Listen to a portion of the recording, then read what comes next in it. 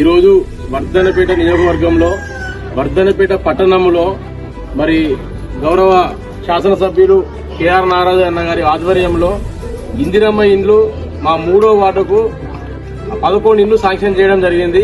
ఈ 11 ఇండ్లకు గాను మరి 5 లక్షల చాలా మంది నిరుపేదలు మేము కట్టుకోలేని పరిస్థితిలో ఉన్నాము అని నారాయణ గారు చెప్పుడుతోనే ఒక ఆస్ట్రోనిక్ కంపెనీ ద్వారా ఎమ్మెల్యే గారు మాట్లాడి మొత్తం పూర్తి బాధ్యత ఇల్లు కట్టి ఇచ్చి డైరెక్ట్ గృహప్రవేశమే చేపించే విధంగా మరి ఎమ్మెల్యే గారు ఇక్కడ మనం ఇప్పుడే చూస్తూనే ఉన్నాం.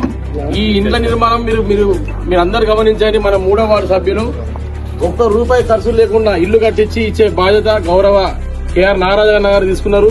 మీ 3వ వార్డు సభ్యులకు నేను ఒకటే రిక్వెస్ట్ చేస్తున్నా, మనకు ఇంకా 100 ఇండ్లు మన 3వ వార్డుకు శాంక్షన్ చేయడం జరిగింది.